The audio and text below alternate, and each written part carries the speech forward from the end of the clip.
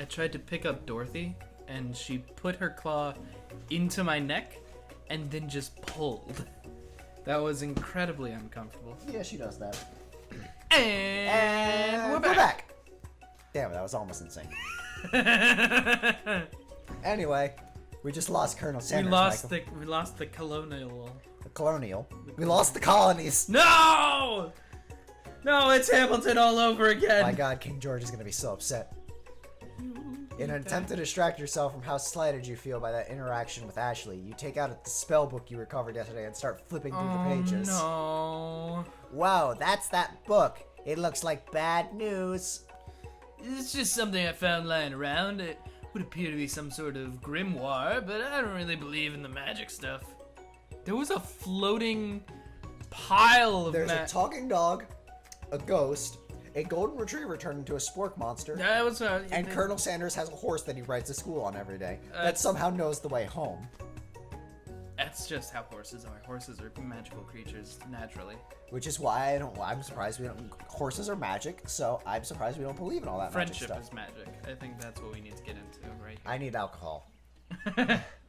A grimoire? Like a book of spells? I don't know. Who would spend so much time decorating a magic book if it were really powerful? Have you ever played fucking Dungeons and Dragons with anybody, Miriam? Yeah, come People on. take shit really seriously for that game. Although a Dungeons and Dragons book is really powerful to a virgin. You know, that's all they got. This is what, yeah. Yeah, that's true. I have 10 of them. Well, you know what they say. If the horse fits, wear it. What?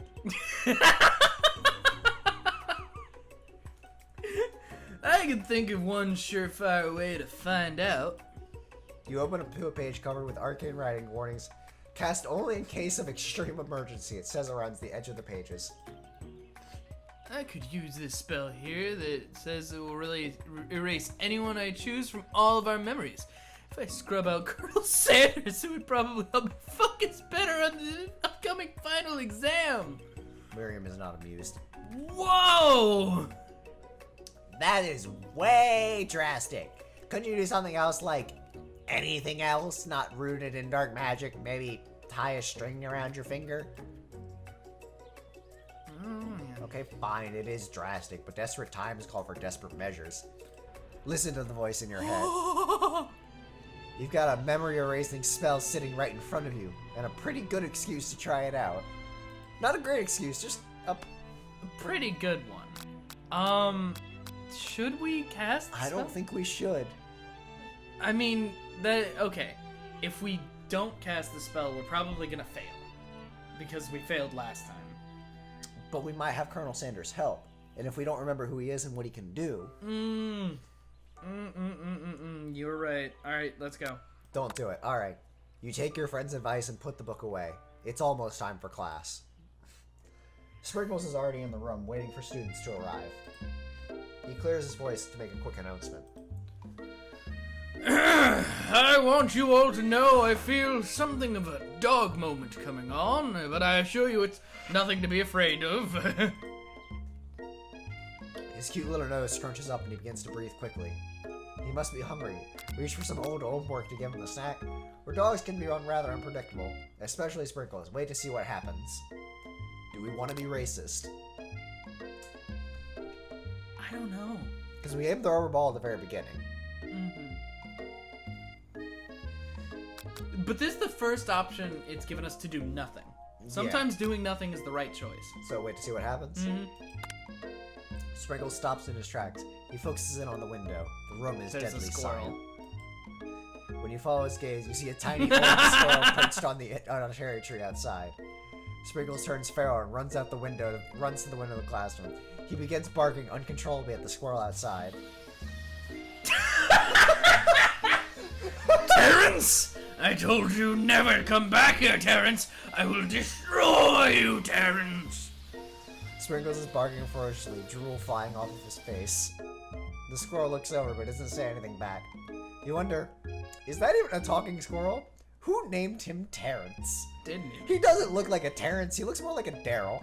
Or maybe a Jared. Yeah. You better not show your chubby cheeks around here ever again! After Sprinkles is satisfied that his presence has been felt by not only Terrence, but the other squirrels in hearing distance, he returns to his professional tone. I apologize for that outburst. This actually brings up an important point. Thank you, Captain Crouch, for reminding me to dole out this indispensable bit of wisdom. You seem... Before you can go any further, Miriam's love drama spills over into the class.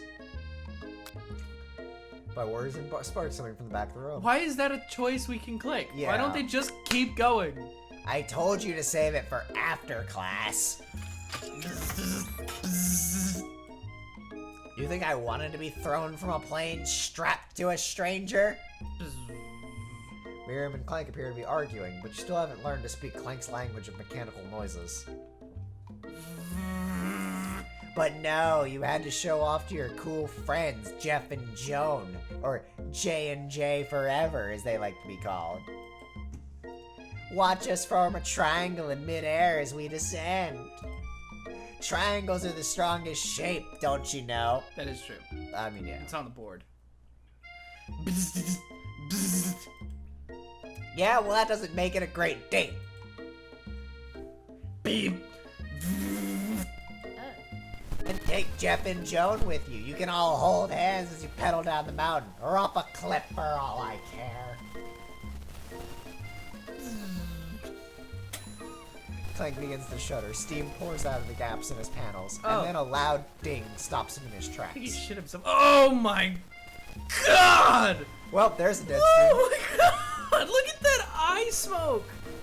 No amount of seasoning is going to make me want to eat that, Clank. Clank burps out a completely deep-fried sneaker, considering that he himself has wheels, not feet. It's not entirely clear where it comes from. In terms of deep-fried footwear, I guess it looks okay. Clank slowly rolls out of the room to be alone with his shoe. Everyone tries to pretend like they didn't see that entire thing go down. Nothing like a loud public break-off to cast a pall over the final day of school. Well, that was unfortunate. But we mustn't be distracted from what lies ahead. The final competition showdown challenge exam! I'm still working on the title, but I think you get it. I mean, I have tenure, so it's not like they can fire me anyway. Test time approaches. Mr. Sprinkles, please come to the office. We have to talk about your tenure. See you all in the arena! Before you can think about your upcoming Bark, competition, bark, bark. there's a very beautiful soul nearby in need of a pep talk. Hey, Miriam, are you okay? Okay, I'm so mad I could smash a tiny mug, spilling several droplets of hot cocoa all over the floor. Like 7. How could he embarrass me in a class like that in front of everyone? Tiny Coco. The tiny cocoa is a delicious treasure, so you know that this breakup is no joke, even if their source of frustration is just a silly boy. Coco. I know that you know this, but I'm gonna say it out loud. You don't need anyone.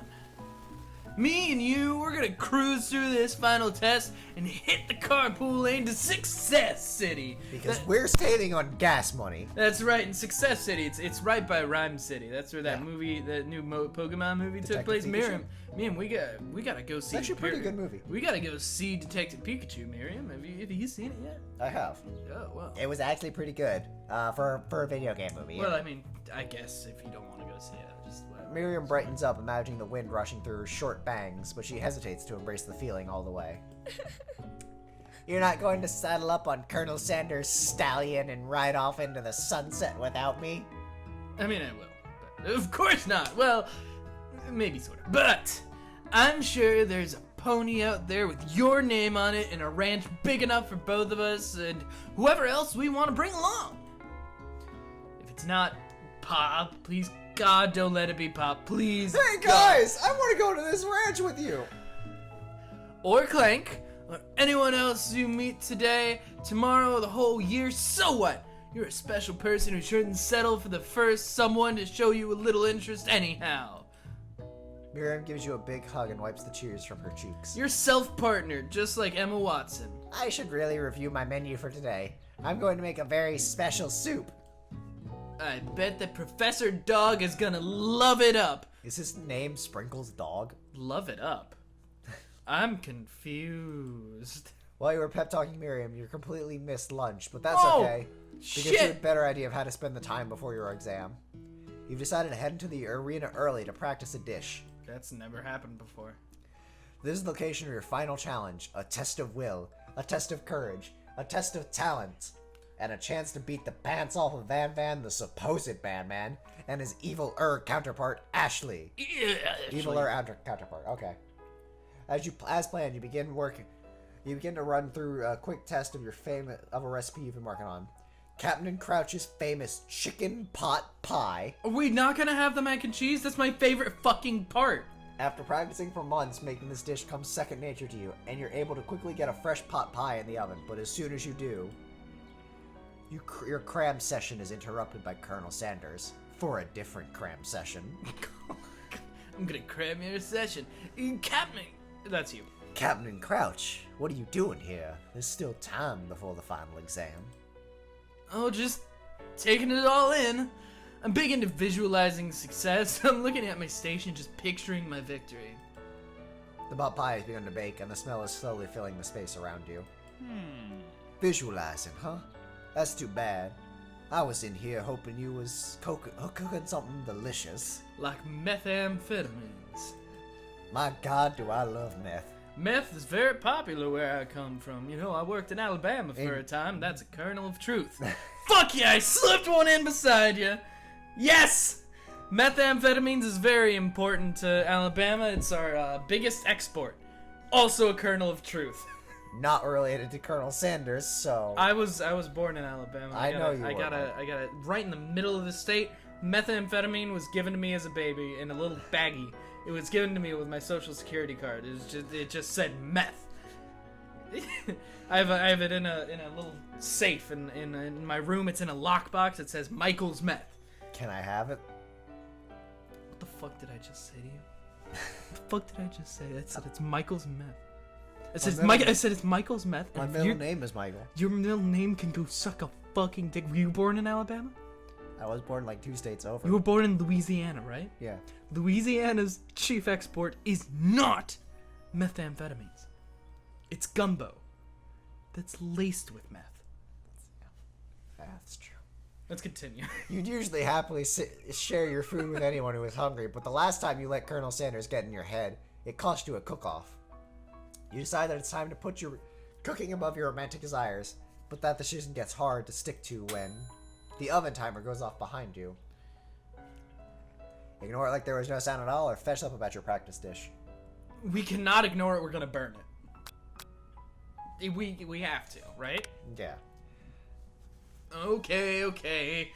You got me. It's meth. I'm doing a little bit more than visualizing.